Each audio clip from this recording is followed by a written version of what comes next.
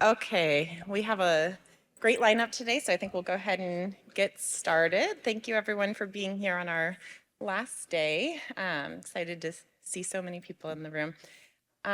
So our workshop today is focused on epidemiology and management of infection in CF, definitely more towards the management side today.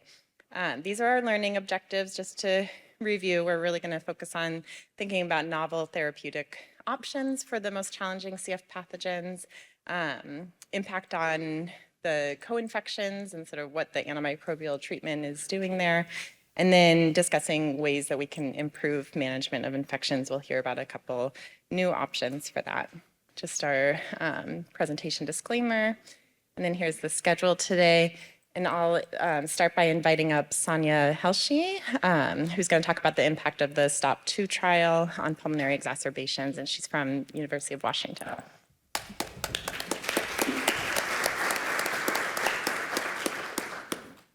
Thank you to the chairs for inviting me, and also thank you to all of you for attending Saturday morning. I know it's been a long meeting, but I hopefully you still have a little bit of energy left. I have nothing to disclose. So a quick summary of the STOP program for those who aren't familiar. Right now we are in our third study. There have been two completed, STOP and STOP-2, and the third STOP-360, the immunoglycoside study. And these are three studies aimed at standardizing and evaluating treatments, a variety of treatments for pulmonary exacerbation in CF, namely IV-treated exacerbations. I'm going to focus on some ancillary analyses of STOP-2 and some registry follow-up, thinking about whether or not STOP-2 had an impact on the care of IV antibiotic pulmonary exacerbations post the trial results. So the STOP-2 trial, duration of IV antimicrobials, was conducted at 57 US TDN sites and 1 Canadian site. We started enrolling in July of 2016, and serendipity, we finished in July of 2020, I think about a month before the lockdown. Got very, very lucky there. And it was a study of duration of IV antimicrobials in adults with CF who were basically no real acute definition of pulmonary exacerbation, but just rather a physician intent to treat with IV antibiotics for an exacerbation. We screened over 1,000 participants, 982 were allocated, and there were two distinct arms in the STOP-2 trial.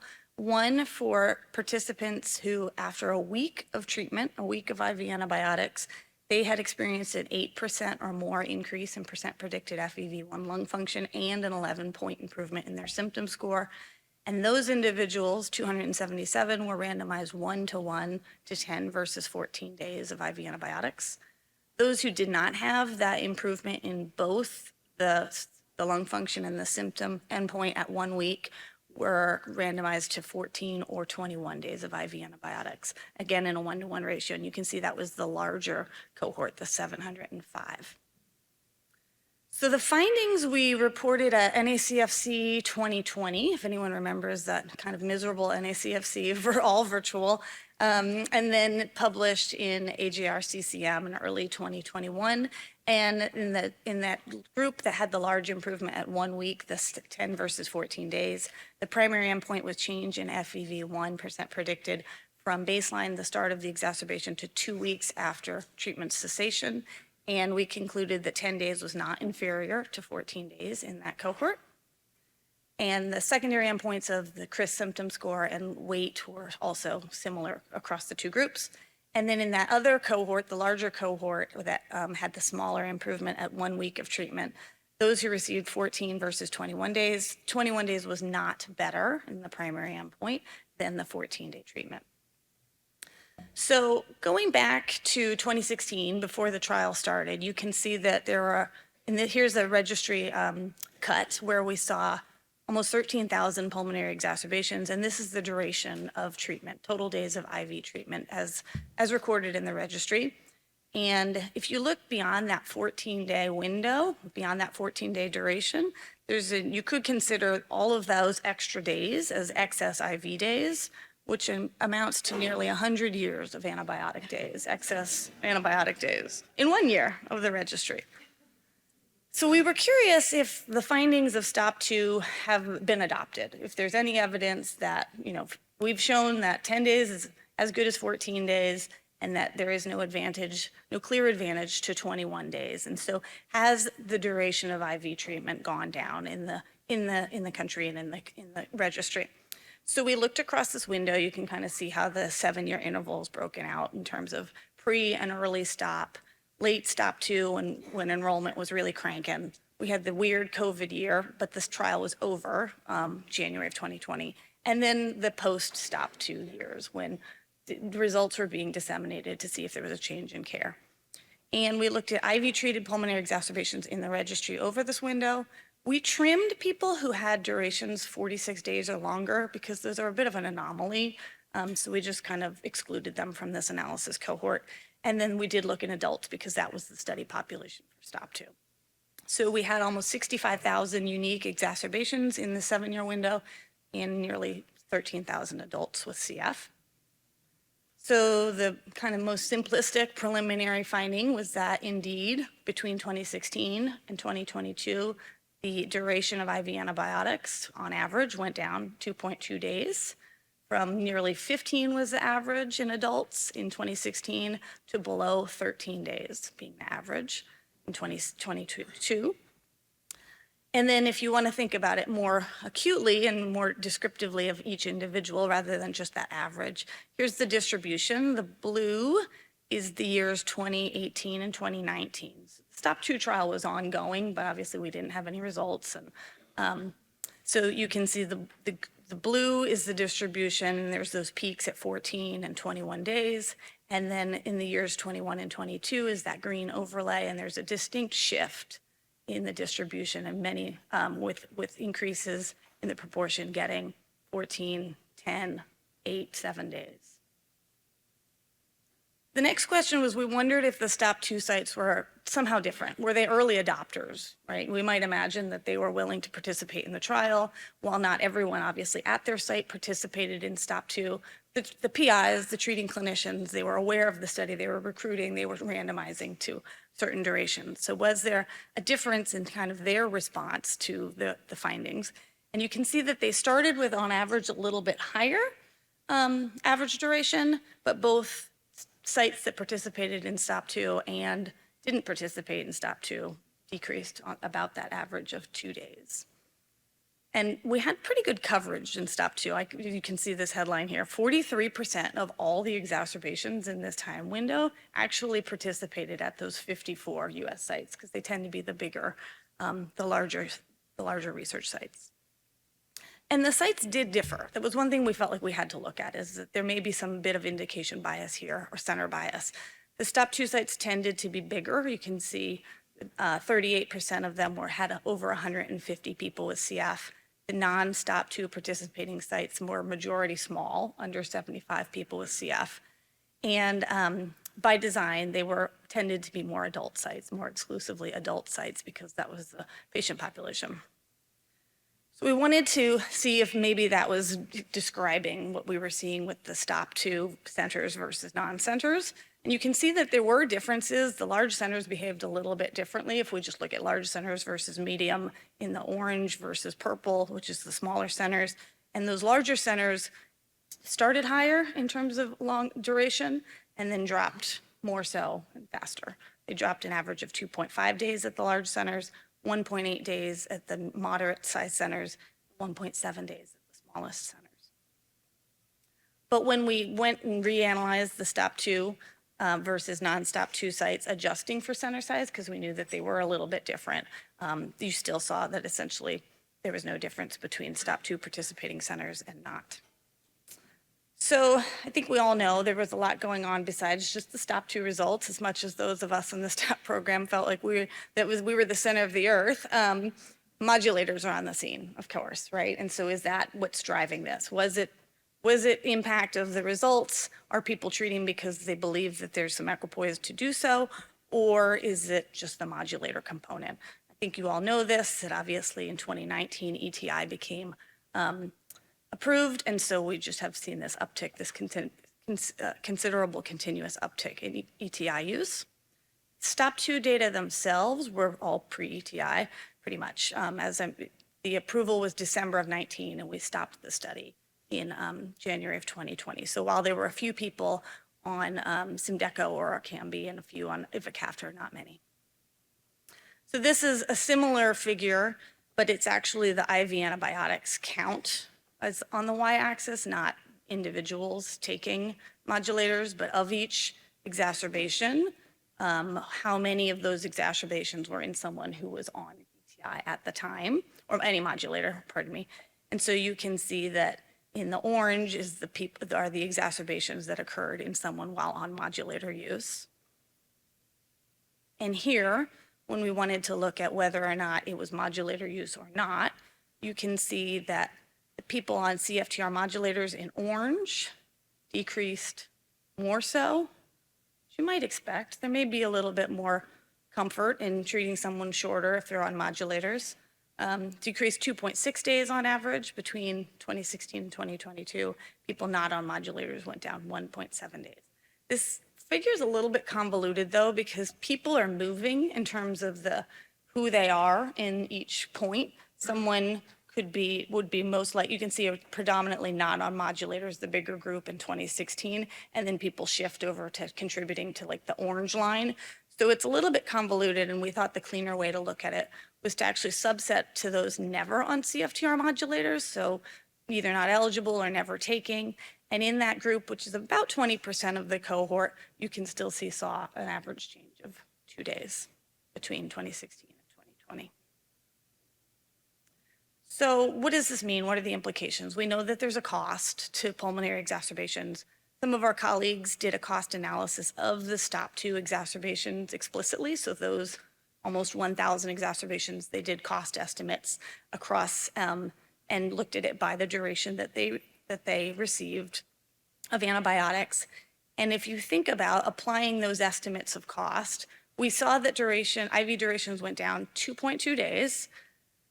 And so thinking about next year, let's say, even if we see 4,000 IV antibiotic pulmonary exacerbations in adults, because we know that the rate of exacerbations has gone down, the total dollar saved of everyone having 2.2 days less is almost $10 million.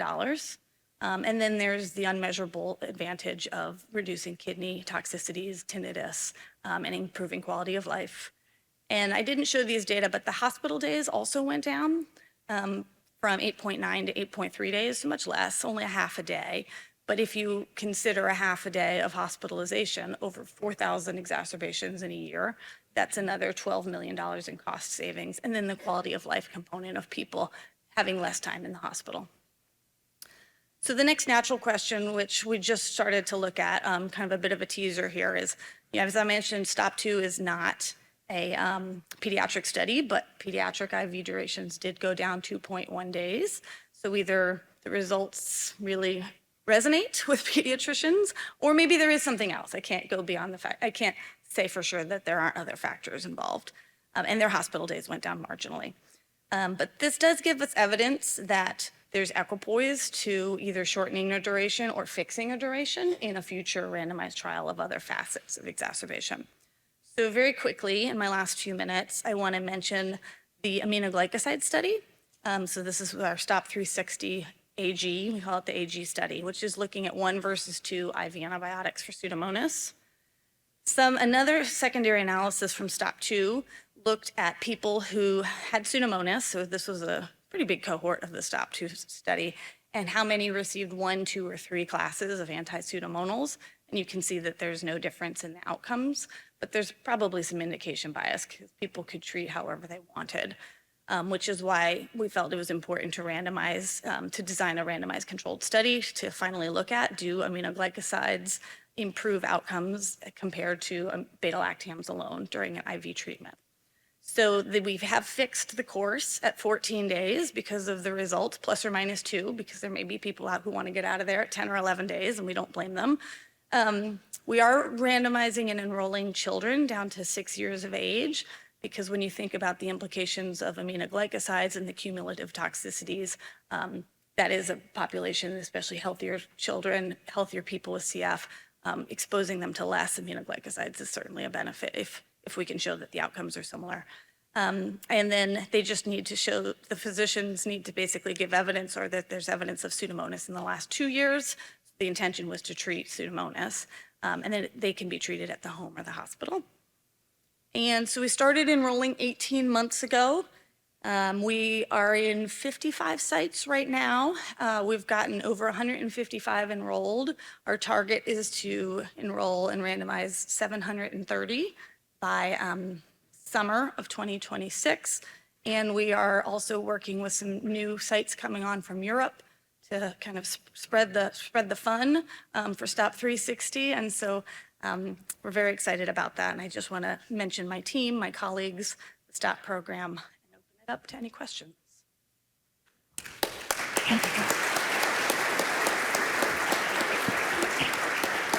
Okay, any questions? And we will be monitoring the chat, so if anyone wants to put anything in the chat instead of coming to the mic, you're welcome to. Thanks, Sonia. It's a great talk. It's always good to see that if your question comes up, it's on the next slide. And so I was wondering, was it more of a shift from the 14 to the 10 days versus the 21 to the 14? And was that different for people that were on CFTR modulators versus not? There was more of a shift from the 14s down. It looked like the shift tended to be in that lower range.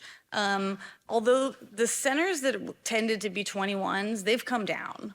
But I would say that the shift appears to be more in the shorter durations. And then we haven't looked at that component, like that distribution by modulator, but that would be a next look. And just a quick question, second question. So you cut it off at 46 days, which is kind of an odd time point. I was just wondering how you picked that time point versus 28 or 35 days.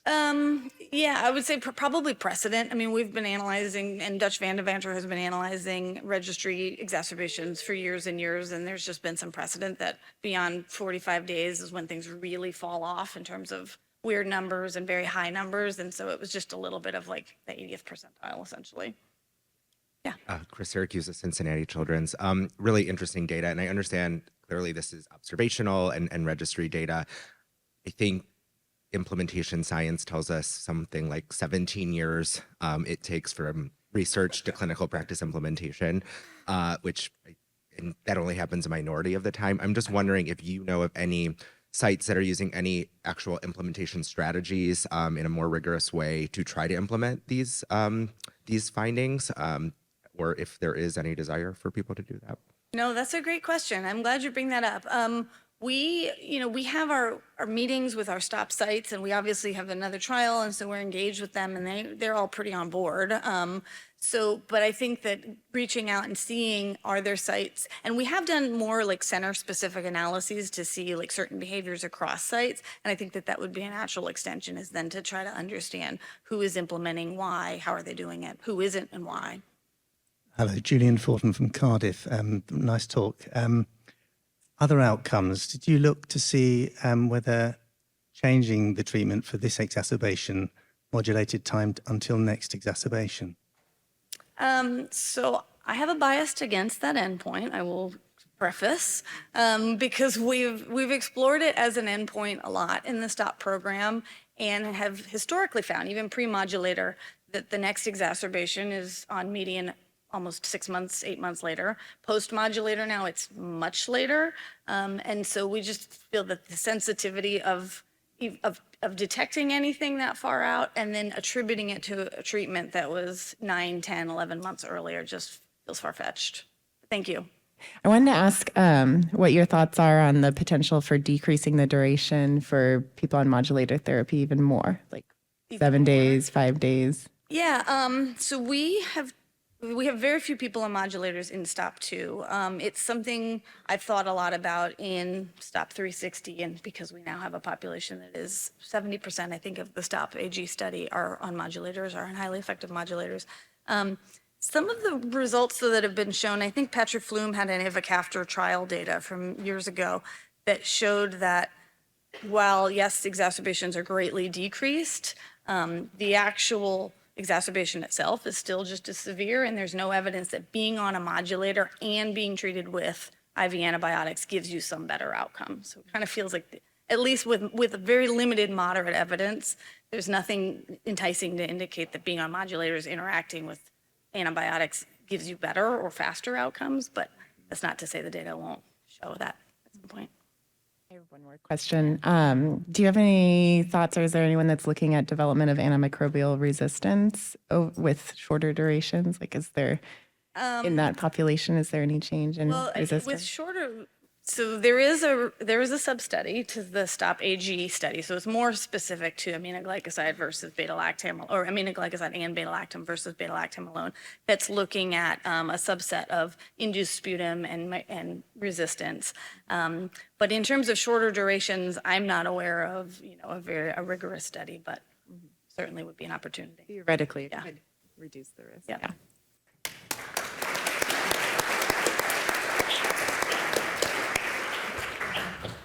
I'd like to introduce our next speaker, Lucas Beck from the University of Basel. He'll be speaking today about Mycobacterium abscessus drug tolerance assessments reveal clinical outcomes. Thank you very much for the introduction. It's really a pleasure to be here. I want to talk today about Mycobacterium abscessus, and I have no conflicts of interest. So when we talk about Mycobacterium abscessus, especially in the CF population, we have three big problems. So one is that it potentially leads to severe lung damage. The second is that we see an increasing prevalence. And probably the most problematic thing is that we have really poor treatments. So despite prolonged multi-drug regimens, we frequently face treatment failures.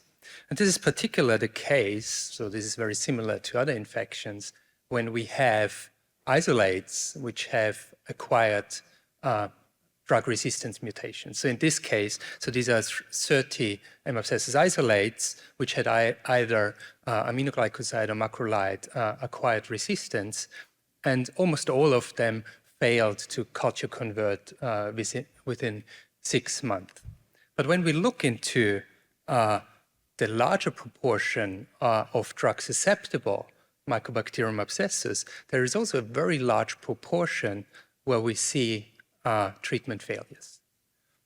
So when we really look then into the failures, and then we see that most of the failures are not attributable to drug resistance, to acquired drug resistance.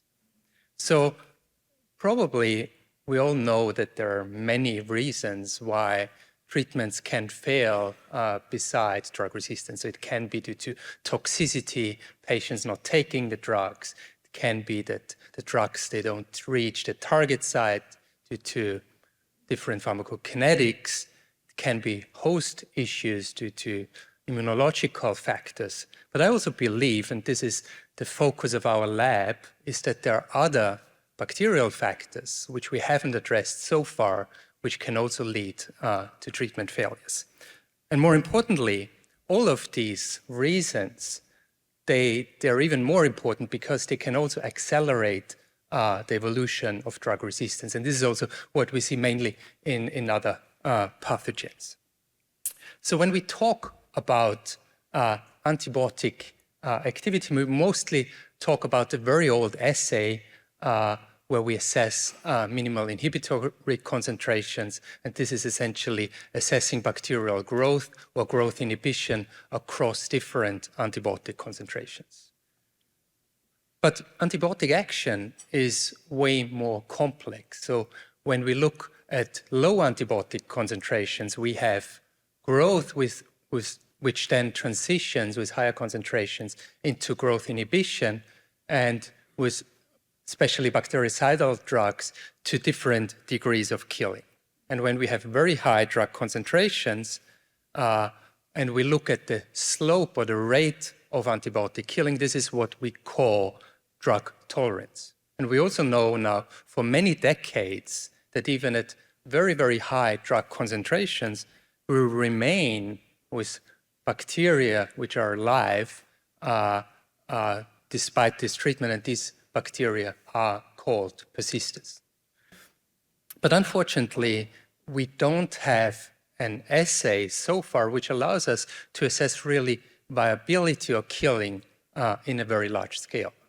And therefore, over the last couple of years, we established a new pipeline using high-content imaging to really assess antibiotic killing at a very large scale and also at very high resolution.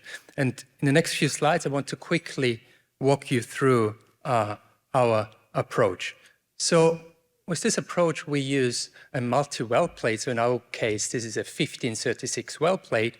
We add bacteria into this plate, immobilize the bacteria with agarose, and once this is solid, we add drugs on top, which then diffuse through the agarose and act on the bacteria. And once we have set this up, we start imaging in the very first well, do 9 images, and then go through well by well until the plate is finished. And after roughly 20,000 images and 2 hours, we start at the very beginning again. And we do this mostly for 3 days, but also up to 7 days. And then we get a lot of images, so this is up to 1 million images. And since we don't want to analyze them manually, we set up a quite sophisticated downstream image analysis pipeline using computer vision. So with this, we first segment each of the bacteria. We then classify the viability, and we track every single bacterium throughout the whole experiment. And this is such an experiment where we treated Mycobacterium abscessus with a beta-lactam, and you see that over time, more and more bacteria accumulate this viability dye, indicating bacterial death, and then we can analyze this and quantify drug tolerance and persistence. But we can also go really into a single cell resolution, and we can track the morphology of single bacteria. We can track behaviors, viability, and so on. So the next slide, or this slide, actually doesn't belong to this conference. So this is Mycobacterium tuberculosis, but I think it can be important, because the problem is that for M. abscessus or other NTMs, we don't have a lot of in vivo data. So I just show you this one slide on Mycobacterium abscessus. So in order to find out whether this platform is actually valuable, we used 65 combinations of treatment or drug combinations which have been tested for Mycobacterium tuberculosis. And here you see on the left the time kill kinetics. So on the x-axis you see the time, on the y-axis you see the fraction of bacteria alive, and different regimens caused different killings. And then we looked into different in vivo models. And this is not what we have done. This is from Brie Aldrich here in Boston. So she has classified, according to different mouse models, whether the TB regimen was similar to standard of care or better than standard of care. And we looked whether our killing was associated with this classification. And for example, in the relapsing mouse model, we found that killing was associated with this classification. We found the same thing in 2 other mouse models. And interestingly, even if we had just very few clinical trials testing different drug combinations, we found that our killing was associated with outcomes in clinical trials. And we used actually 3 different models. So these were TB strains which were starved, and we had 3 different starvation models. And in all of these, we found essentially the same associations. So when we then went in and looked for MICs, and we looked for the minimal MICs, median MICs, mean MICs, there was hardly any association of MICs with outcome of these drug regimens in vivo. But let's get back to NTMs in cystic fibrosis.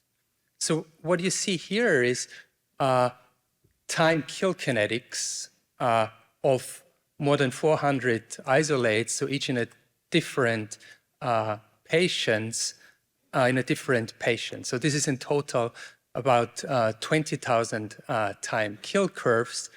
And what you see here is also, this is about 130 million single bacteria tracked over 3 days. And what you can already see, and this is already what we know, that different antibiotics have a different propensity to kill Mycobacterium abscessus. But what I believe is more interesting is when you look at single drugs, single concentrations, and for example, tetracycline on the right lower corner, you see that some isolates, so every line is a different isolate, some isolates are killed very rapidly, while other isolates are killed relatively poorly.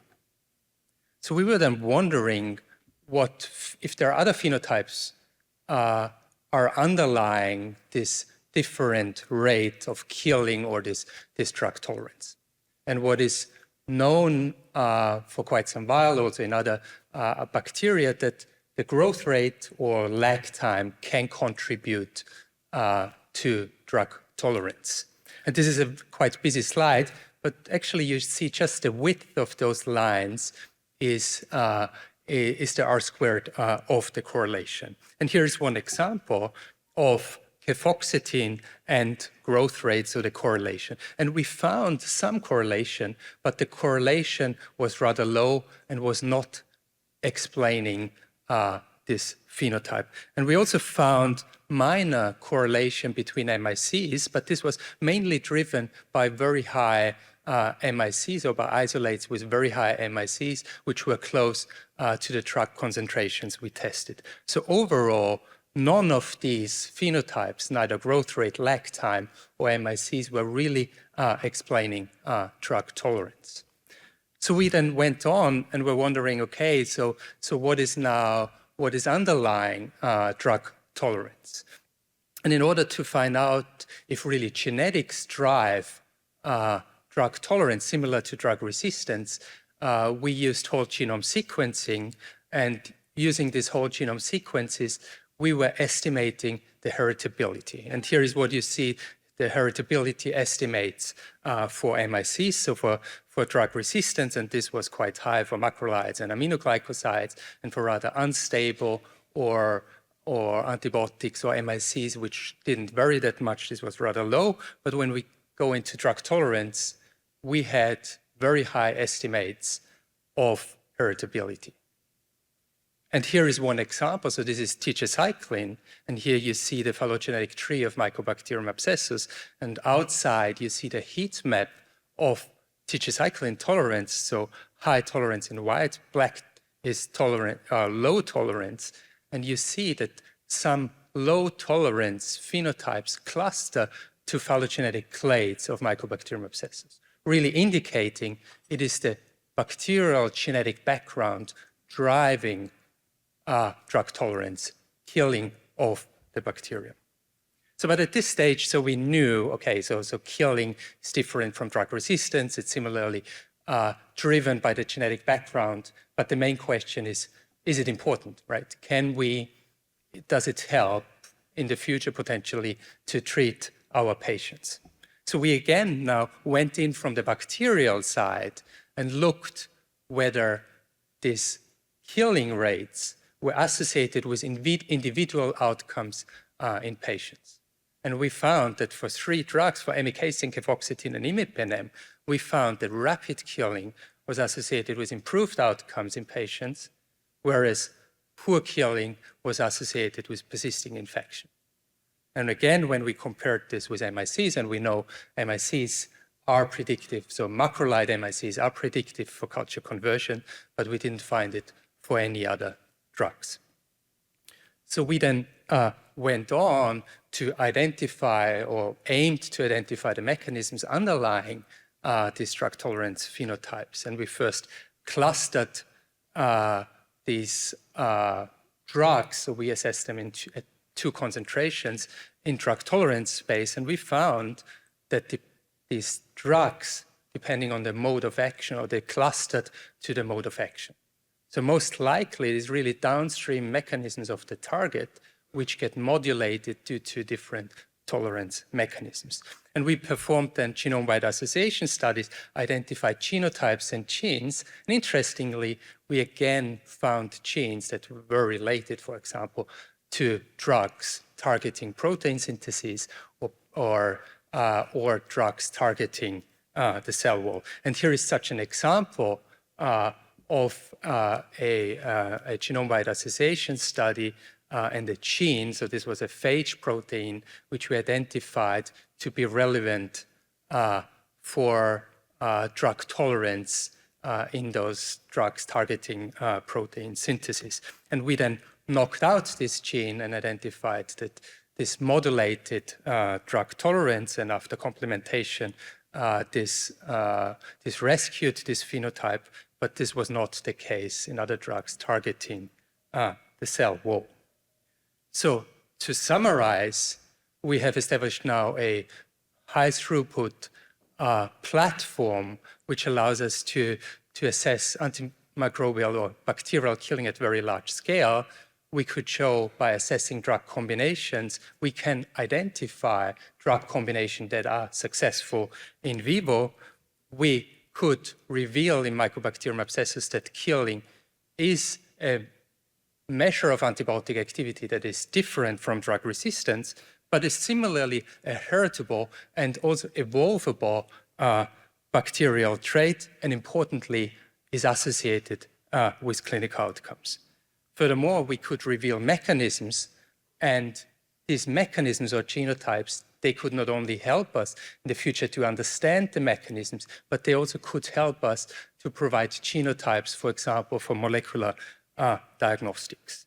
I want to quickly also point out that we have, for some minutes more, we have a poster on drug combinations, so where we assess several 100,000 drug combinations if someone is interested.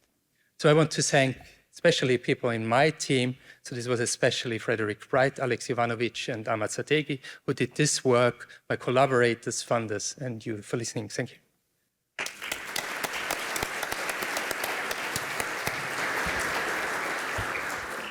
Thank you for that very exciting work. If you have any questions, please come up to the mic. We'll also be monitoring the chat, so welcome to the mic. Great presentation. Abdi Ghaffari from ANG Science. The density of the cell, the bacteria that you have there seems to be very low because you need to identify individual cells. Can you comment on the effect of bacterial density on response to the drug in your model?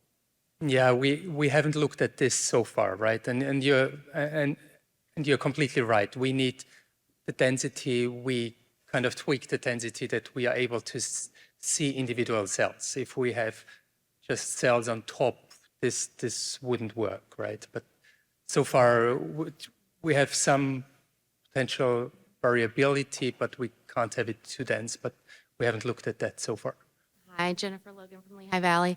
I can probably find it on your poster, but can you comment on what specific combinations that you found to be most successful for M. abscessus? So the poster was not on killing. The poster was on growth inhibition, right? So this is where we looked in several 100,000 combinations. So we essentially looked into most of or all approved at least active drugs and combined them with thousands of other drugs. So, but what we generally found is that aminoglycosides and quinolones are highly antagonistic, while beta-lactams and rifamycins are highly synergistic. Hi, Liz Bergener from Children's Hospital of Los Angeles. I'm curious to know more about that phage you identified. I work on a particular filamentous phage of Pseudomonas that mediates tolerance. I'm curious if you know what kind of phage it is. Yeah, so this seems not to be part of a prophage. So this is a single protein which might. So we follow up on this. So this is then a new project where we are not sure. So this could be that there is more drug accumulation due to this protein and therefore more killing, or maybe there is mistranslation involved and therefore more toxicity related. But I can't tell you now what the mechanism is. Tony Fisher, University of Iowa. I had a related question to that. So with this phage tail tape protein, did it insert itself near ribosomal operons? Is that how this was working for increasing tolerance of your protein synthesis inhibitors? I can't tell, but probably we should look into that. Yeah, I can't tell you. We have a question online. It relates to the clinical and translation of these findings. So have you been able to guide antibiotic therapy on patients with active infections based on real-time results in the lab yet? Yeah, so all of this, what I showed, is unpublished data, right? So we are right now, hopefully we get this out, but this is exactly, this would be maybe not, I think the next step would be to do this in a randomized controlled trial, right? But I wouldn't go immediately to patients and say, okay, this is what we all have to do now. But I think the potential is there, and this is something we should test in trials. I have another question. Focused more on the mechanisms of these drug-tolerant isolates. Have you started looking into gene expression, looking at stress response or metabolism? Yeah, not yet. So the thing is, we came up, there's so many, so this was this was 3 people working almost for 5 years.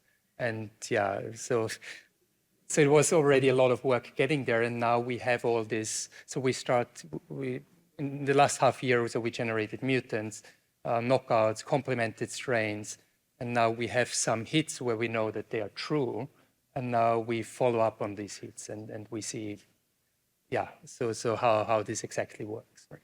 Great. Thanks again for the amazing talk.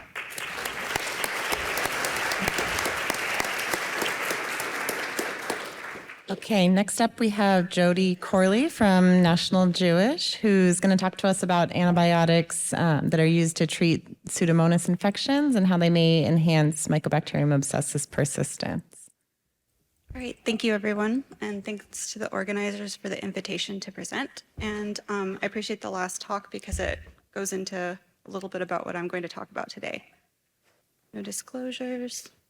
All right, so as you know from the last talk, non-tuberculous mycobacteria, or NTM pulmonary infections, are a problem for people with cystic fibrosis. And this is shown by the fact that they are increasing in prevalence globally. And this is despite modulator therapy. Modulator therapy does not help all people with CF or resolve bronchiectasis or all lung infections with CF pathogens. Furthermore, NTM pulmonary infections are associated with poor clinical outcomes and are difficult to treat. And even though many people with CF get infections with Pseudomonas, NTM infection only occurs in about 10 to 20% of people with CF. So that leads to a question we have in our lab, which is, why do only some people with CF get infections with NTM while others don't? If we can answer this question, we could potentially prevent future infections by predicting who may be at risk, and then determine better treatments for those resistant infections. So of the 2 main species of mycobacteria found in people with CF, our lab focuses on Mycobacterium abscessus complex, not avium. All right, so what are some factors associated with Mycobacterium abscessus infections? We know that bronchiectasis and Pseudomonas co-infections have been attributed to acquisition of M. abscessus, and there are many possible mechanisms of susceptibility potentially, such as structural damage induced by bronchiectasis itself, direct interactions between Pseudomonas and M. abscessus, or secreted products from Pseudomonas. But I'm more interested in a potentially misunderstood or underappreciated mechanism, and one that's potentially also modifiable, and that is the antibiotics used to treat Pseudomonas infections. We know that a lot of people with NTM also have co-infections with Pseudomonas, and the Pseudomonas in those cases are almost always treated with antibiotics, which M. abscessus is then exposed to. Those antibiotics generally don't kill M. abscessus because M. abscessus is usually resistant. However, my question is, even though they don't kill M. abscessus, are they changing M. abscessus in some way to help promote infection? And so to begin to unravel this question, we've been looking at a transcription factor in M. abscessus called YB7, which has been shown to be induced by antibiotics at sublethal concentrations.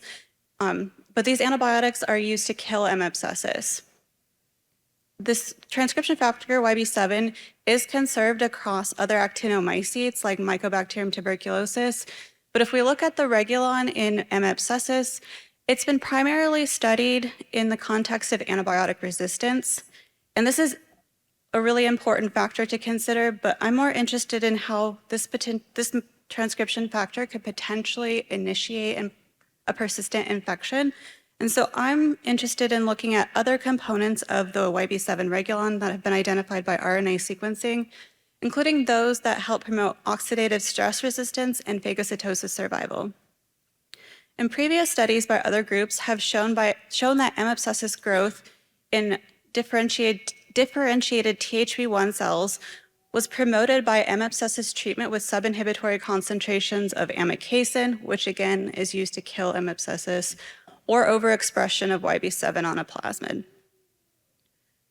But if we consider that amikacin kills M. abscessus and induces expression of YB7, we should also consider the antibiotic tobramycin, which is used to kill Pseudomonas, because many people with NTM infections like M. abscessus are continuously or frequently treated with this antibiotic. Furthermore, it's also in the same class as amikacin. It's an aminoglycoside antibiotic. So my question is, does tobramycin induce YB7 expression? In doing a simple QRT-PCR assay where we treated M. abscessus with either amikacin at subinhibitory concentrations, which we use as our positive control, or tobramycin for 24 hours and then isolating the RNA and perform QRT-PCR, we can see that compared to no antibiotic treatment, we have significantly increased expression of YB7 by tobramycin and amikacin. So this leads us to our hypothesis that tobramycin used to treat Pseudomonas infections in the CF airways enhances M. abscessus growth and survival in vivo by inducing expression of YB7. So to test this hypothesis, we first did some in vitro assays. The first assay was looking at the ability of the bacteria to resist ROS, or reactive oxygen species. So we used hydrogen peroxide as a proxy for what we might find in a macrophage or in a neutrophil.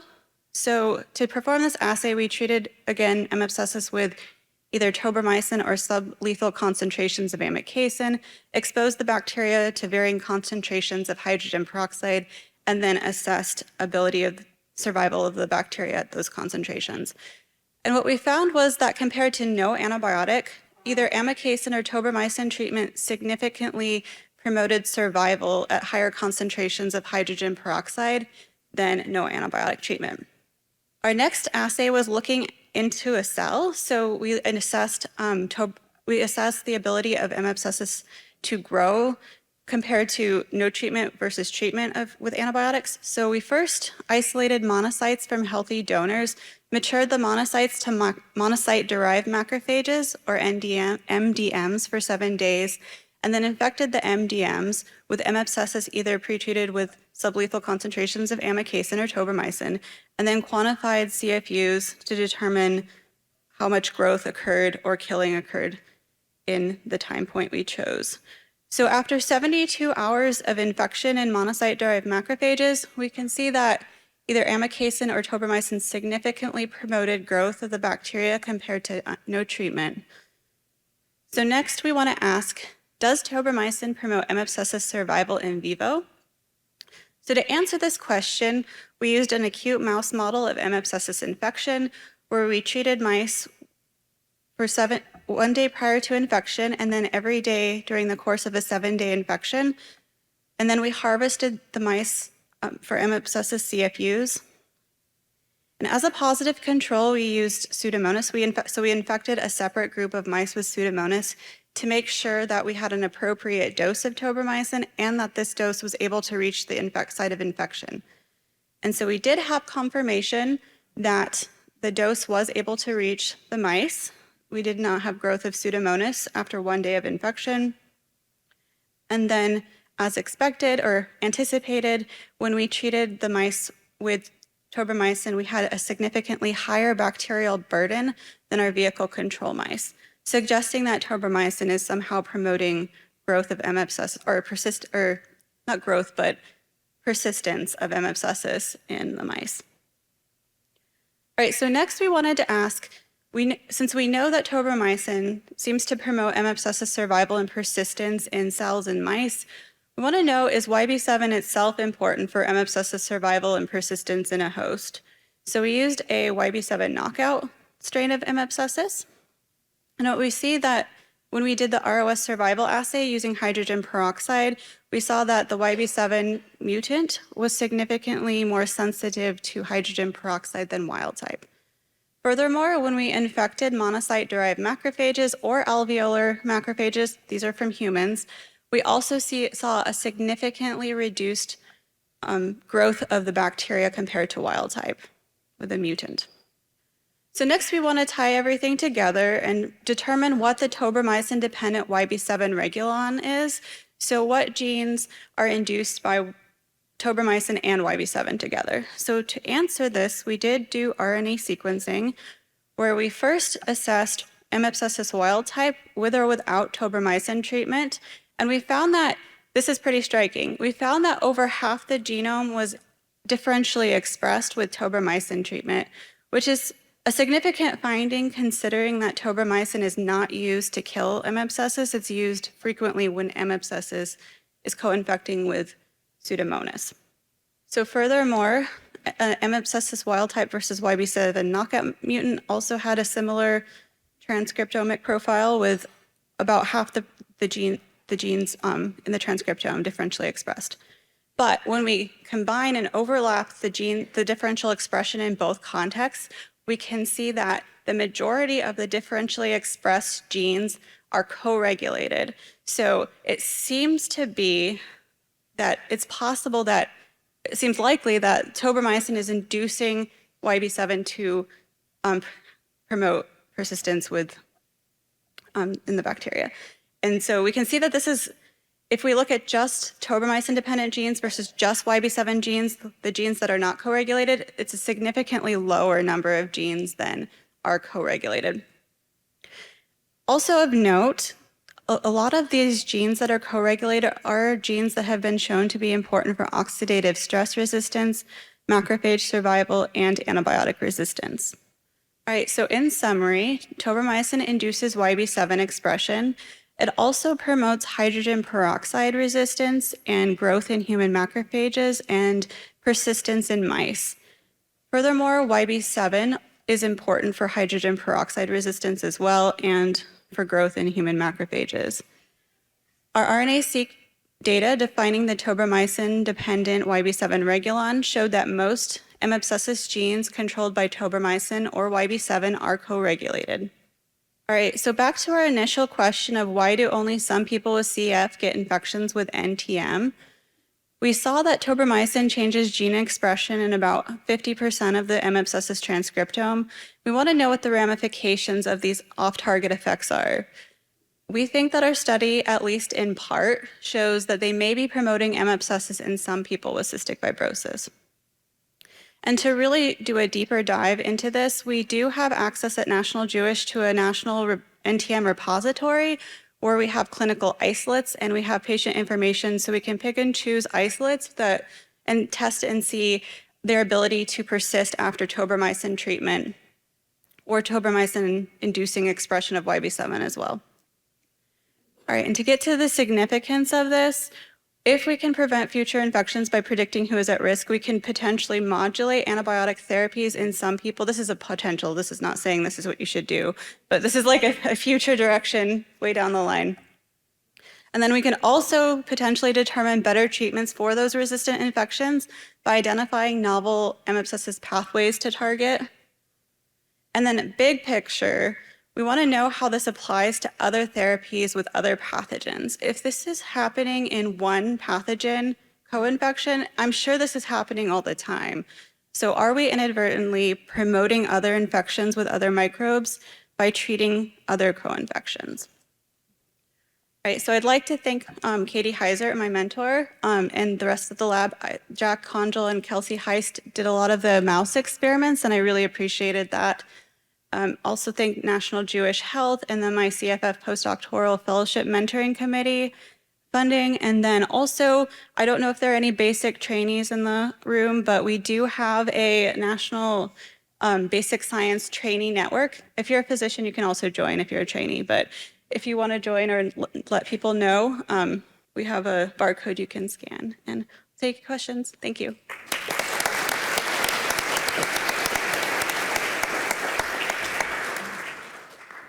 So in terms of the in vivo data, it could potentially be if you knock down one bacteria that there's more growth of another. Did you show that this is specific for tobramycin versus if you use another antibiotic like aztreonam, which is commonly used in clinical practice, whether you see the same thing? We're working on that. That's a great question. We're actually planning on using levofloxacin to treat the mice because that's also used in Pseudomonas, but it's a different antibiotic class. And it does appear to not induce YB7. So we wanted to see if that one also promoted growth. And if it does, then it may be, like you're mentioning, another factor besides YB7 that's promoting the growth, like knocking out other bacteria. It's a great question. We're working on it. Thanks. Okay, great. And another question. So in clinical practice, many of the patients that are treated with inhaled tobramycin also receive azithromycin, right? So are you thinking about looking at that as well? So other labs and our lab have shown that azithromycin does induce YB7, and that's pretty much where it stops. I anticipate that if we do test azithromycin, it will also do a similar effect. The only problem with that related to our study is that azithromycin is also used to kill M. abscessus, unlike, tobramycin, but it's a good point. But it does seem like the macrolides also do similar things, so. Thanks. Thanks. Hi, Jody. Sam Hi. Durfee from Emory University. I really enjoyed your talk. Thanks. I know you're really focused on how YB7 might be influencing macrophage survival, but I was wondering if you have any plans to test whether tobramycin prevents other antibiotics that are supposed to be targeting M. abscessus from working as well. That's a great idea. I don't have plans at this moment, but I would love to do that. There's too many things going on to do, but I do want to do that. Yeah, that's super cool. Thank you. Great suggestion. So based on what you know now, do you think we should be stopping tobramycin in our patients when they start growing abscessus? Not yet. No. Like was mentioned previously, I think this is very, very preliminary. And I think that obviously acquisition of NTM is multifactorial. So I think maybe this applies in some people with some other factors, but not all people with CF who get NTM. So not yet. Definitely not. There's a question online, which is whether or not your data suggests that a specific amikacin level should be targeted to try to avoid inducing YB7. That's a great question. I think any dose that's lethal or inhibitory should probably be okay. If it gets below that dosage, so I know in vitro, it's said that 50 micrograms per mil is inhibitory and 250 is static or is cidal. So I'm guessing if you treat with those concentrations, you maybe it will induce high expressions of YB7 with the 50 micrograms, but if it's cidal, it probably doesn't matter because it'll kill the bacteria. But yeah, you should definitely target at least a lethal dose, potentially. We never reach that though, clinically. True. That would not be good for the patient. Yeah. I just have a question about cycling of inhaled antibiotics, like inhaled tobramycin. What effect do you think that would have on that resistant mechanism? I think that it would depend on if the other antibiotics that you're cycling through also induce the gene. So if you're treating with something, I know you probably don't treat with azithromycin, but if you were treating with something like azithromycin and it induced, it probably have similar effects. Is it safe to assume that National Jewish won't be part of the Stop 360 trial so you can get enough patients with things like this?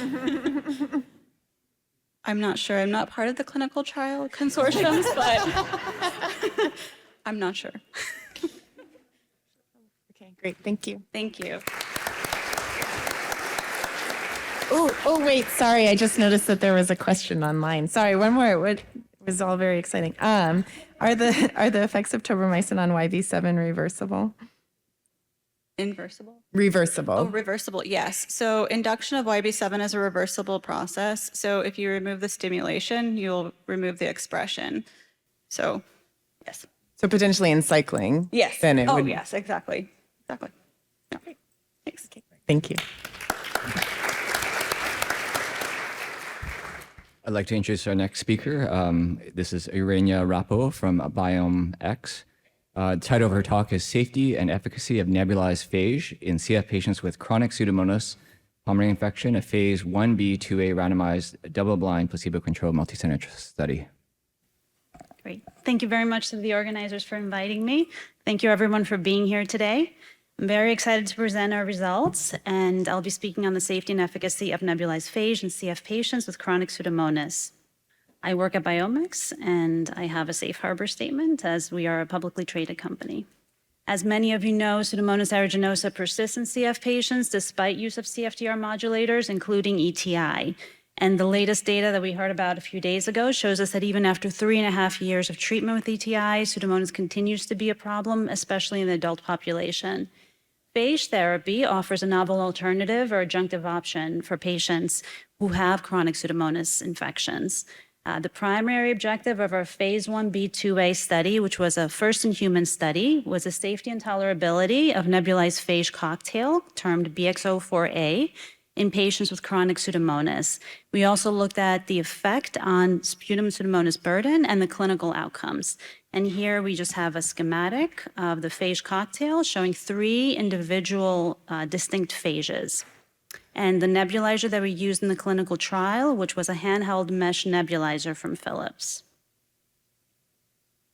The phase 1b/2a randomized double-blind placebo-controlled trial took place in US, EU, and Israel, and thank you to many of our PIs for being here today. The nebulized phage was given to 43 outpatient adult CF subjects who had an FEV1 of at least 40%, chronic Pseudomonas pulmonary infections who were also on inhaled antibiotics, and we allowed tobramycin, aztreonam, or colistin. Since we were doing the study globally, we wanted to reflect the different standards of care. And we also required a screening level of Pseudomonas in the sputum of at least 10 to the 5th CFU per gram. And all of the screening Pseudomonas morphotypes had to be susceptible to at least one of the phages in the cocktail. We divided the study into 2 parts. Part 1 was primarily a safety component to make sure that patients tolerated increasing doses of the nebulized phage. We gave the phage in a 3-to-1 randomization to a total of 7 patients on active and 2 on placebo, and that was given over 7 days plus the usual inhaled antibiotic. On day 1, all the patients received placebo to make sure they tolerated the excipients. Then on day 2, the phage arm received a low dose. Day 3, a high dose, and then since they tolerated that, they moved on to day 4 through 7 of twice daily high dose therapy. That went through fine, and the patients tolerated the phage well, and we moved on to part 2, which was a multiple dose portion with 34 patients randomized, 2-to-1 to twice daily active or placebo for 10 days, plus the usual inhaled antibiotic from day 1 through 28. And we followed patients for safety until 6 months after the last dose, and we had a DMC overseeing the safety in both parts. This is a schematic of the part 1 study design. So we screened the patients in several week screening period, both for sufficient CFU and for susceptibility to the phage cocktail. Once patients were randomized, they were on daily clinic visits to monitor the phage therapy during a 3-hour period when we monitored them for both spirometry and for vital signs. And since they tolerated phage in the first 4 days of therapy, then they continued to receive phage at home. So they used a nebulizer at home, and they continued phage through day 7. We had an end of treatment visit at day 8, and then a 1-week post-treatment visit at day 15. And at all the clinic visits, we collected spirometry and sputum.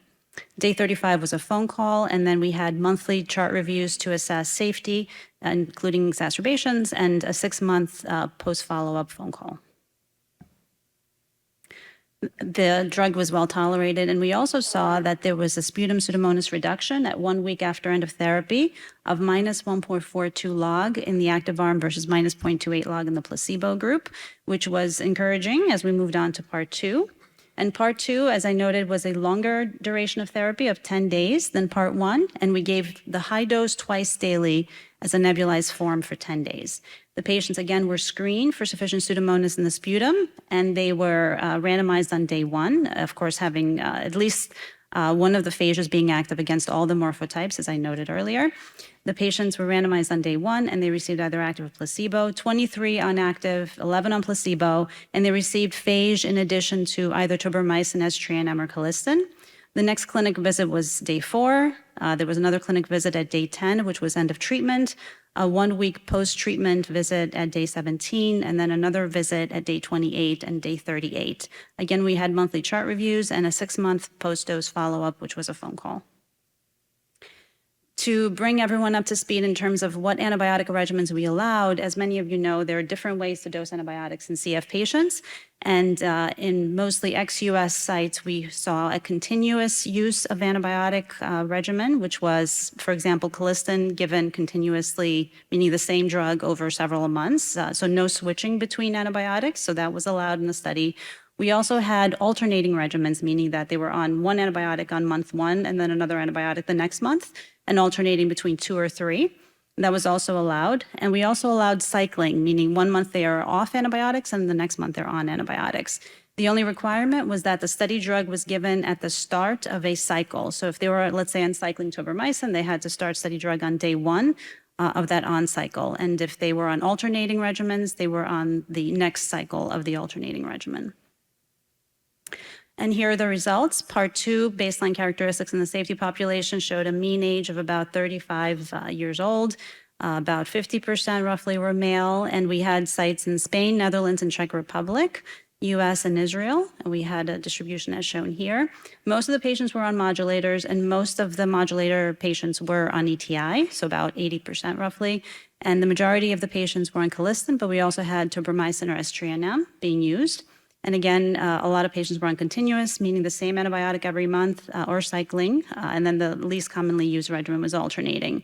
The mean predicted FEV1 was about 60%, and the Pseudomonas levels at day 1 pre-dose was roughly 6.5 or 6.7 log. So in terms of the results from a microbiologic efficacy perspective, we had, of the 21 patients treated with phage, 3 of them actually had a negative sputum culture at end of treatment. And these are the levels of Pseudomonas that they had on day 1 pre-dose. And these are patients that had Pseudomonas for decades. This one patient, for example, had Pseudomonas for 35 years, and the day 1 pre-dose level was 10 to the 7th. And this particular patient actually had a negative sputum culture at all the subsequent clinic visits, day 4, day 10, day 8, day 28, and day 38, except for one where he had a day 17 very low level. It was 1 colony on the plate, but then again had negative cultures at all the follow-up visits at the standard of care clinic visits through the 6-month follow-up. So this was very reassuring data in terms of potential of phage therapy. And then we also looked at the actual level of CFU. And the patients that had the greatest response in terms of CFU were the patients on that continuous antibiotic regimen. And the way we understand this is that once they have this baseline same antibiotic, it is easier to assess the effect of phage when it's added on. So these patients, as you can see here, the active is with a blue line and the placebo is with the orange line. We had a minus 2.91 log reduction of Pseudomonas in the active arm versus minus 0.1 log in the placebo group. And then when we looked at the subgroup that were on the continuous antibiotics and also on ETI, we saw an even greater reduction of minus 4.82 log at the end of treatment day 10 visit versus minus 0.11 log on placebo. And then if we look at the subgroup that was continuous antibiotics on ETI and also with a lower lung function, a baseline FEV1 of less than 70%, these are the results that we saw in terms of CFU reduction. We had a nice separation, although keep in mind these are very small sample sizes, so we didn't achieve statistical significance, but this is reassuring in terms of potential next steps. So we saw a CFU reduction and also an FEV1 improvement difference of 8.89% at day 17, and this is, I think, reassuring in terms of our next steps. In terms of PROs, we assessed CFQR respiratory domain and CFRSD-CRIS. So in that same subgroup who were on continuous antibiotics, ETI, and with lower lung function, we saw an improvement of 10.65 points at day 17 between groups in the CFQR domain, and also minus 11.46 in the CFRSD-CRIS at week 3. In terms of safety, which can be a concern, of course, with any new agent, in parts 1 and 2, the study drug was well tolerated. We had no premature discontinuations from the study drug or the study through the 6-month follow-up. And during the treatment portion, which I think when looking at really long follow-ups is really a critical point, we had no adverse events of special interest, and those were defined as either acute pulmonary exacerbations or pulmonary worsening after study drug in the acute phase, and no serious adverse events in that treatment period. Through the end of study, we had no drug-related AESIs or SAEs. So in conclusion, our completed phase 1b/2a clinical trial showed that the phage cocktail was favorable in terms of safety, and it has suggestions of microbiologic and clinical efficacy to be confirmed, of course, in a larger sample size. We're currently planning our phase 2b trial and selecting sites. So if you have any interest, please reach out to me. It'll be a randomized double-blind placebo-controlled trial, multi-center, global, in about 60 patients with CF and chronic Pseudomonas, with a chronicity being defined as at least one positive Pseudomonas in the past 12 months, either an OP swab or a sputum culture, and of course a screening culture as well. We'll be randomizing 2-to-1 to active or placebo as twice daily inhalation for 8 weeks. We have many people to acknowledge, many entities to acknowledge, the CFF, the IAA, TDN, ECFS, CTN, and of course our subjects, investigators, and sites, and our CRO, and the specialty labs that did our CFU levels, and also our susceptibility profiles. Thank you very much for your attention.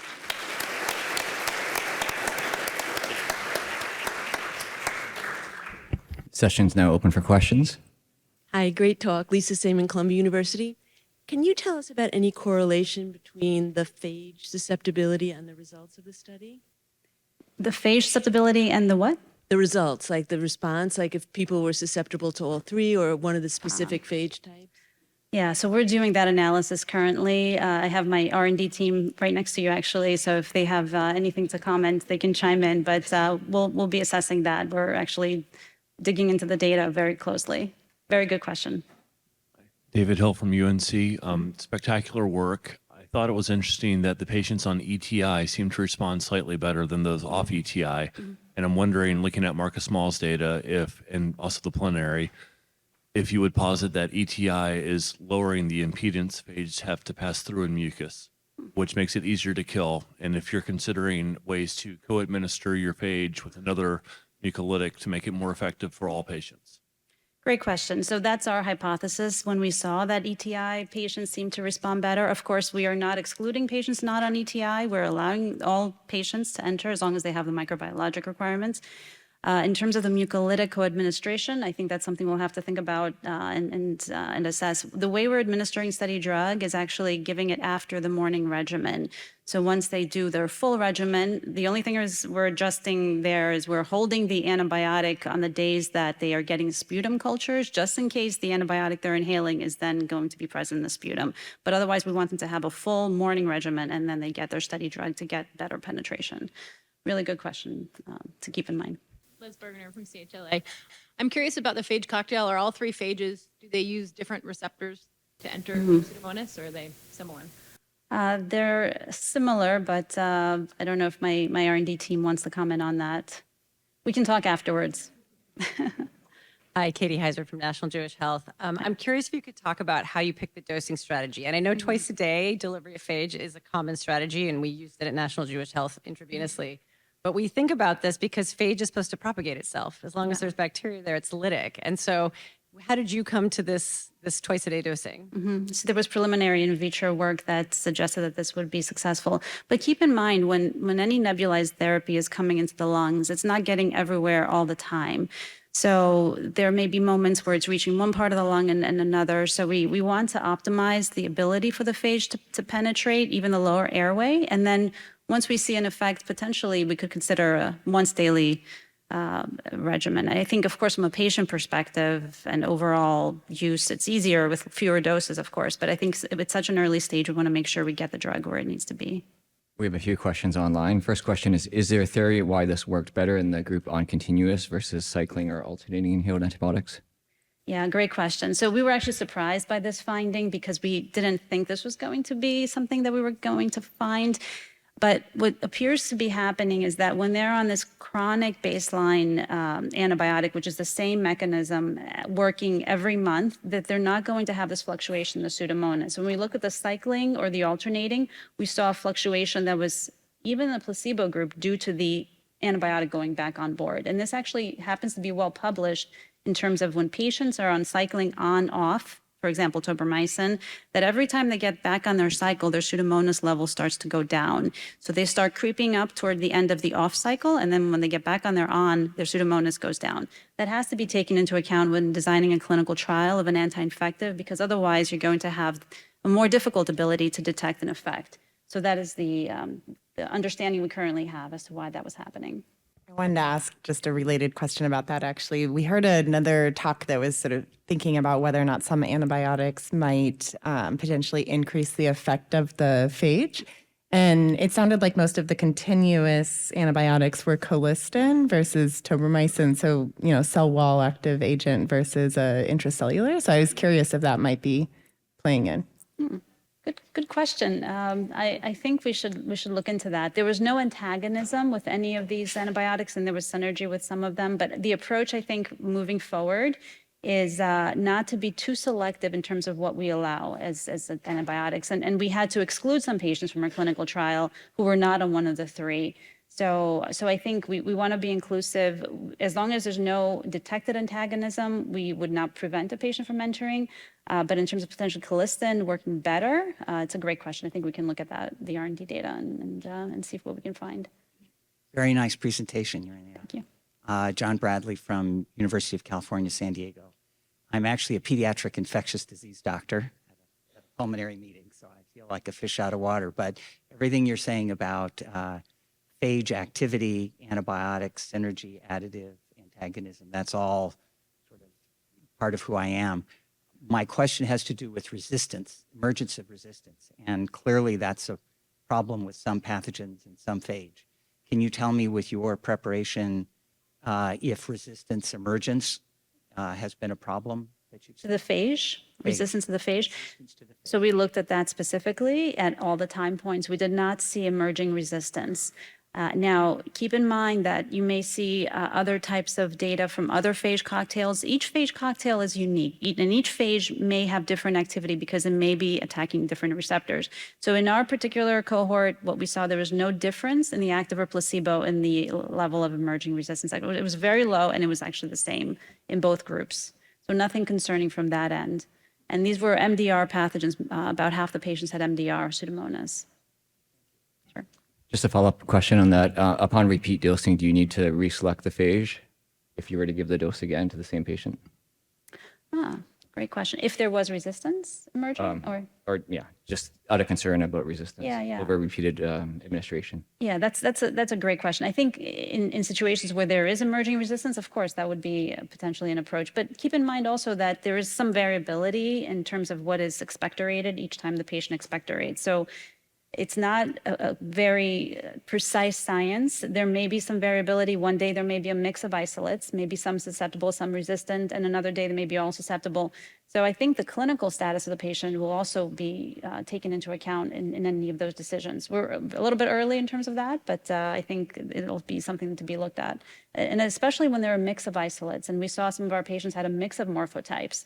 So it's really important to understand the importance of having susceptibility to a phage cocktail when you have a mix to be determined. There's one last question online. How many patients did you have to screen to get the N of 43 being eligible?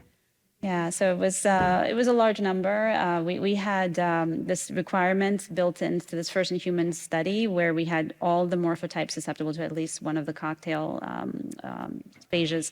I don't know if we can disclose that yet, but for the next go-around, we are planning a different approach where we will not require that susceptibility up front with a broader cocktail. So we want to mitigate that difficulty because I recognize that's a real difficult situation to screen many patients. But keep in mind, this was also a first-in-human study. You want to make sure you optimize the sample size before the population so that you can assess your study drug. Speaking on morphotypes, was there a difference between mucoid and non-mucoid? Great question. So we collected that information. I'm looking at my R&D assay colleague there. So we did not see a difference, but I think we'll have to look at specific effects by patient. Most of these patients had mucoid isolates, but I think we'll have to look at the individual patients to make sure. Okay, great. Thank you very much. Thank you.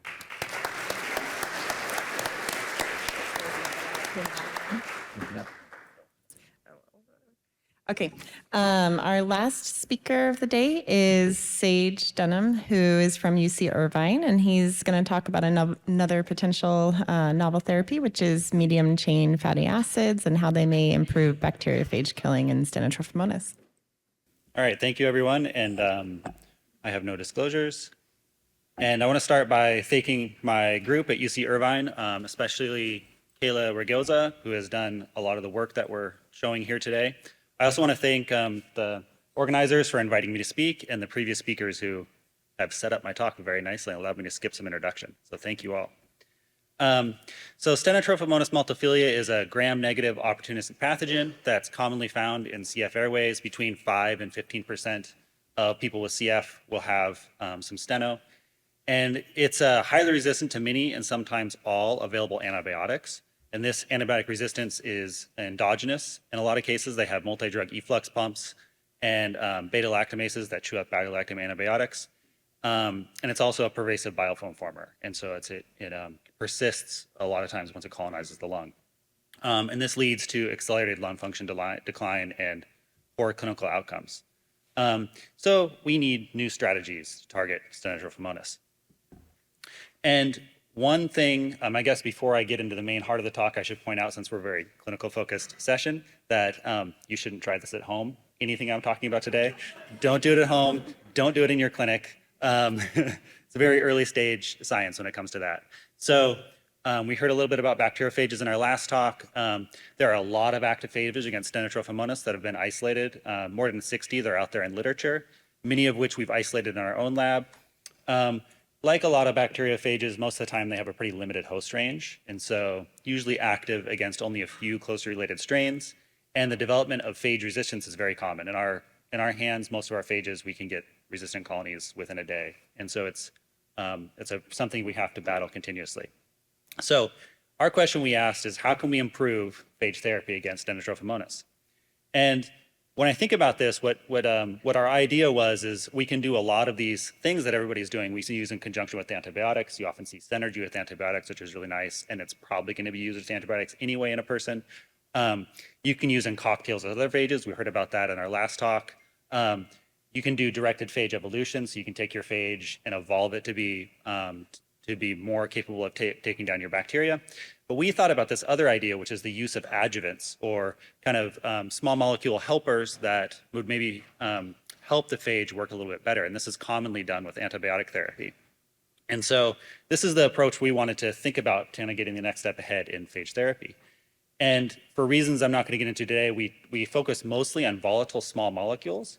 And so we've looked at a whole bunch of compounds, alcohols, the 2,3-butane-dione acetone series, essential oils. We had a student who was really interested in essential oils, and we found some really fun results with cinnamic acid, for example. But what I'm going to focus on today is where we've had the most success, which is with short and medium chain fatty acids. So fatty acids are this really fun group of compounds that are very chemically simple. And so this allows you to play with a lot of different properties from the chemistry standpoint. To have different chain lengths is the simplest thing we can think about. Positioning and placement of double bonds. And this allows us, or addition and removal of functional groups. And so this allows us a lot of different chemical variety. Today I'm going to talk about only these 9 compounds, so I'm showing up right here, going from formate all the way down to nonamate. So all I'm doing is increasing the chain length from having 1 carbon up to having 9 carbons. The other really great thing about fatty acids is they're generally regarded as safe by the FDA. And so if you want, you could do a butyrate enema. You can buy it on Amazon, and people do this. and it smells bad from start to finish, I've heard. You can do, also there's been use of short chain fatty acids in inhaled treatment for antiviral therapy in the lungs. And so this is something that people have thought about for short chain fatty acids, which is also promising for, when we think about early phase development of a new compound. So getting right into the data, I want to show you now the simplest compound in our list, this formate, which is just formic acid. If we add that to a solution containing our Stenotrophomonas multifila at different concentrations, so each of these bars on the graph represents the OD, or the bacterial density at 24 hours. You can see that as we increase in concentration, we reach a threshold where at basically right at where the pH changes from less than or greater than 6, all the bacteria start to go away and we don't get good growth of the bacteria. And that line down on the bottom for reference is showing what just the background level is. And so we're approaching that background level of no growth. Now, if we go up in chain length, I'm going to go through these nine compounds now. We see similar trends for acetate, propanoate, butyrate, and valerate, where essentially what's happening is we're shifting from below pH 6 to above pH 6, and that's where we start to see these trends in differential growth. Now, this is not surprising to us. We know that Stenotrophomonas multifila exhibits different responses to pH, and it's actually strain dependent. So I'm dealing with one Stenotrophomonas multifila strain here now, strain K279A. This data will probably change a little bit depending on what strain you look at. But these findings have already been published to some extent, thinking about the pH response. And so this was not a surprising finding to us. What was surprising was when we started increasing our chain length further. And so now we start to see, because of the pKa's, we start to see the shift of going from of that pH change, which is that red line, starting to shift up to higher concentrations, and yet we still see this growth inhibition that occurs at about 10 millimolar. And so this finding holds and is actually exaggerated as we go up to the longer chain lengths, all the way up to C9. And so, of course, there's lots of ways to approach this experiment. So we tried a different thing, which instead of looking at the acid only, we went back to general chemistry and thought about our Henderson-Hasselbalch equation and used a combination of the acid and its conjugate base, a salt, to achieve a neutral pH. And so now I'm going to show you the data for that. And what you can see is that the trends for the medium chain fatty acids, for valerate, hexanoate, heptanoate, and above, all look pretty similar to when they do with the graph above. But for the short chain fatty acids, that an inhibitory effect largely falls away. And so this leads us to the first big conclusion of our presentation, which is that essentially medium chain fatty acid growth inhibition occurs even at neutral pH. So this is a finding that says there's something else going on with those medium chain fatty acids that is not just pH specific. So at this point, you may be saying, wait, you spent all that time in your introduction talking about phages. So what about phages? Well, to do this, we do what's called a checkerboard synergy assay, where on each of our columns is an increasing level of bacteriophage. So over here, we go from a no phage condition all the way up to a 1e⁷ phage condition, PFU per mil. And then on our each of our columns, we're going up in concentration of fatty acid. So this is the example I'm showing you right now is octanoic acid. I'm showing you the OD at 24 hours, and it's the average of 3 typical replicates. So if we look just at this one phage, ANB28, the same strain, K279A, we can tell here it's moderately susceptible. So it kind of works. You can see as we get to really high concentration, it starts to inhibit the growth of our Stenotrophomonas strain, but it doesn't work that great. And we can see by looking at our bottom column here, as we're increasing no phage condition, increasing in fatty acid, we start to see that death, which I showed on there, that inhibition of growth, which I showed in a previous slide. So we can, of course, look at this in many different ways. The second way is through what's called a sinogram, popularized by Liu et al., for assessing the checkerboard synergy assay, which is growth reduction. Our favorite way has become looking at what we developed this what's called an interaction metric. And so instead of thinking about purely as a synergistic, antagonistic, or additive interaction, we think about it as favorable or unfavorable. And I can go through the math later if you'd like, but the essential bottom line message is anywhere where we have blue, we have a favorable interaction. Anywhere where we have red, it's an unfavorable interaction. And so we can see this with octanoic acid, this area right here of blue, which means we're having a favorable interaction between the bacteriophage and the octanoic acid. So this is a new, and you can actually quantify that to show we have a 44% better or an inhibition of growth than either agent alone in our optimal condition. So of course, we can do this with all of our fatty acids, and I'll show you that data now. And we can go from formate again up to nanoate, and you can see that for everything with pentanoate and above, 5 carbons in that side chain and above, we see a cooperativity or a beneficial interaction with the phage, and that suppresses the growth of stenos. This is a really fun finding. You can look at this a different way that shows the kind of trends, and the lines are not showing up in this plot, so I'm just going to skip this. So the next question that that we wanted to ask, of course, is this bacteriostatic or bactericidal? And so in order to take a stab at this question, we did a kind of truncated synergy assay. You can see the same study design here with phage as our rows and are increasing in octanoic acid concentration, and this is pH neutral, as our columns. And so we did our synergy assay. This is the OD results from that. And then we took out those, each of those wells, or a select few of those wells, and plated them on a separate BHI solid agar plate and did colony counts. And what you can see is that for our conditions for 10 millimolar and above, or above 10 millimolar, we don't get any detectable colonies. And so this tells us that at high concentrations, octanoate is bactericidal, but at concentrations where beneficial interactions occur, it's not actually bactericidal. So I think that's an interesting finding. And then the phage itself is not bactericidal either. Even at our highest concentration of phage, we still played out about the same number of colonies as our control. And so I think that's interesting.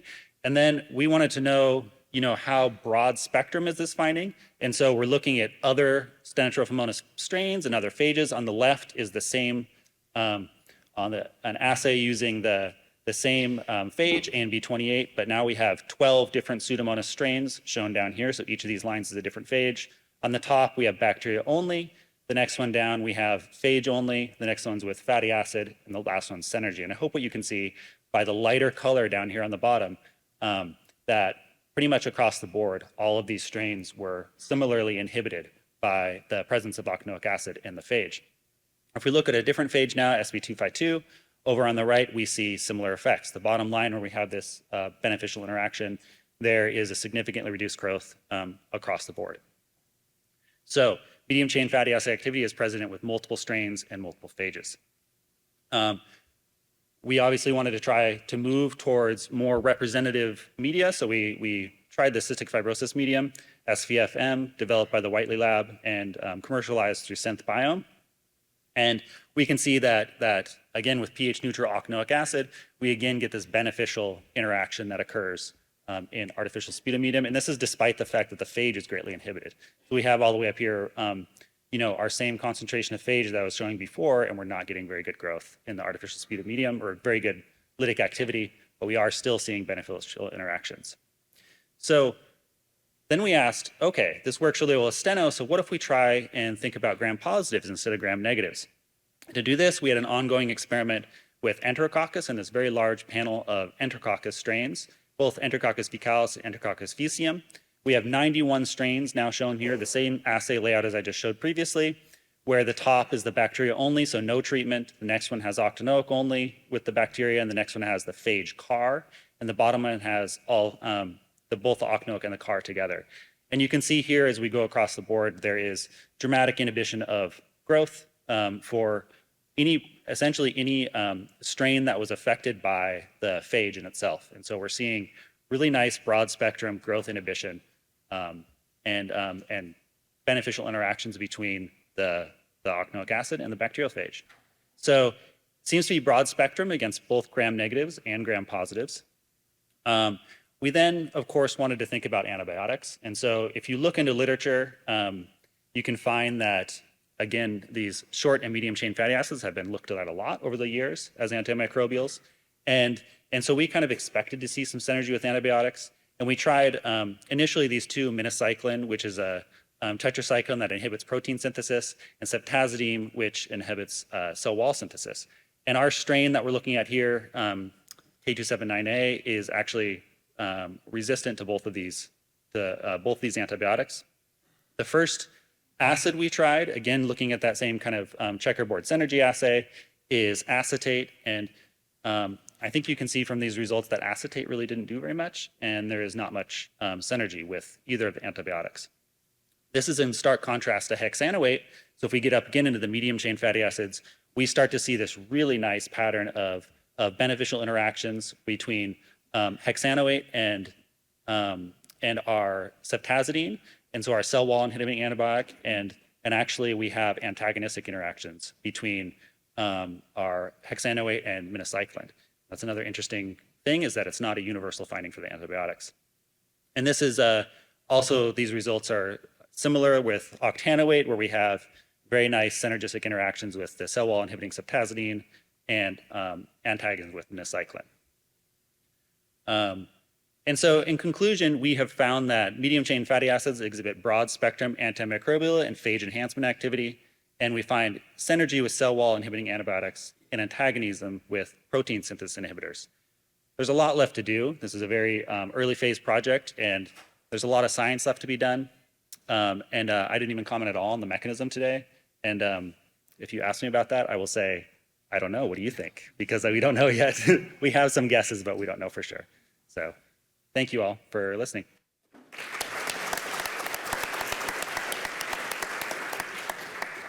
We're open for questions. Feel free to come to the mic. There is a question from online, which is whether or not lipid-lowering agents might possibly make people more prone to acquiring these infections. I don't know how to comment on that, to be honest with you. Fair. Probably another unfair question, but there are lots of anaerobes in the airways that produce medium chain fatty acids, and are the concentrations that you find there, do they have any effects against steno and other bacteria? So is your question, do the anaerobes have an effect against steno? Right, so kind of this indirect effect via the fatty acids that you're suggesting. Yeah, good question. I mean, that's one of the reasons we looked at fatty acids is because of the anaerobe production, and then it's known to be in sputum itself. And so I don't know if there's a direct effect on anaerobes and steno growth. Maybe somebody in the audience knows if there's something out there about that. But. Yeah, I was just wondering that the concentrations that you use in these experiments, are they mimicking what you see in the airwaves? Thank you. Yeah, so in CF sputum, it's highly variable. I've seen estimates up to 10 millimolar for cumulative concentration of short chain fatty acids, with medium chain fatty acids at a lower concentration. And in the gut, we're talking about up to 100 millimolar cumulative concentration, so much higher. And the concentrations that we're looking at here, we're seeing beneficial interactions of our medium chain fatty acids down to about 1 millimolar. And so we think that it's probably higher than is currently in the airway because, again, we're at those much lower concentration regimes, but it may be something that's tolerated because the others are there at such higher levels. Thanks. Thank you. I had a question about delivery other than an enema, which obviously would not work in the lungs. How would you propose this being delivered? Yeah, the previous studies have tried nebulization, and that seems like that would be a fine strategy to me. Again, very early phase, I think there'd be a lot of testing to discover what exactly should be done. I don't think you want to do IV because then your whole body would have a huge amount of fatty acid in it. But certainly you could combine a IV phage delivery with a nebulized adjuvant, or you could do both through nebulization. Both reasonable suggestions. Okay, let's thank our speakers again.